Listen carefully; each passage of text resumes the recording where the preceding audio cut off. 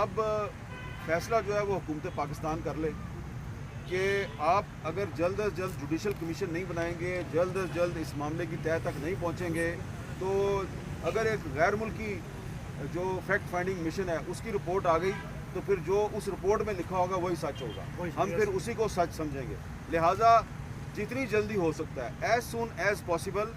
آپ اس معاملے کی ایک جوڈیشل انکوائری آرڈر کریں، اور جو سٹیک ہولڈرز ہیں، صحافتی تنظیمیں ہیں اور ارشد شریف شہید کی جو فیملی ہے، ان کو اعتماد میں لے کے اس جوڈیشل کمیشن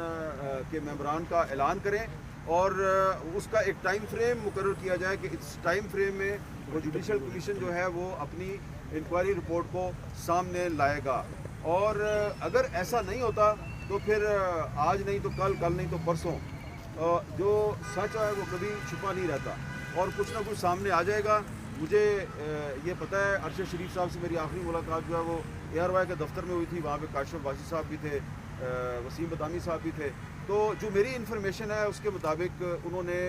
اپنی زندگی کو جو لاحق خطرات ہیں اس کے بارے میں انہوں نے انفارمیشن کافی سارے لوگوں سے شیئر کی ہوئی ہے، تو وہ انفارمیشن بھی سامنے آ سکتی ہے، تو اس سے ہو سکتا ہے کہ بہت سے لوگوں کے لیے مسائل پیدا ہو جائیں۔ ہم کسی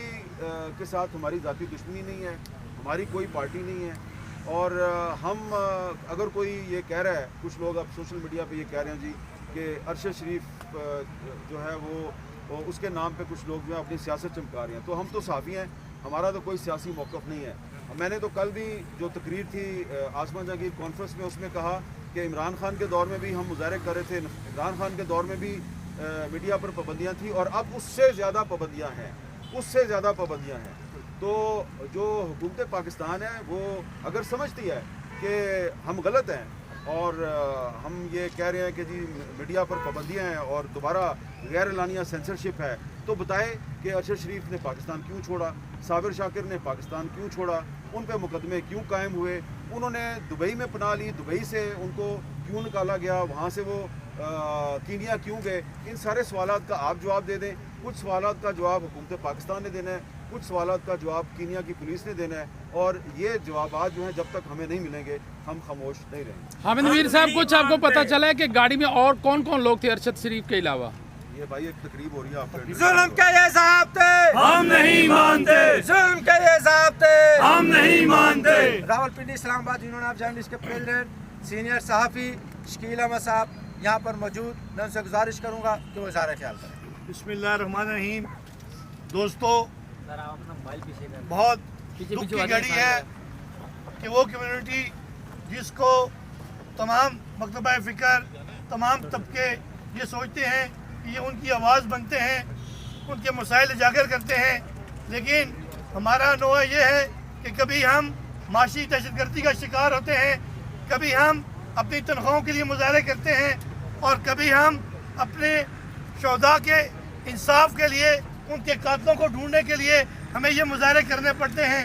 ارشد شریف ایک تحقیقاتی صحافی، ارشد شریف ایک سچ کی آواز، ارشد شریف جو ہمیشہ غریب کی آواز بنا، جو مظلوم کی آواز بنا، جو پسے ہوئے طبقے کی آواز بنا، وہ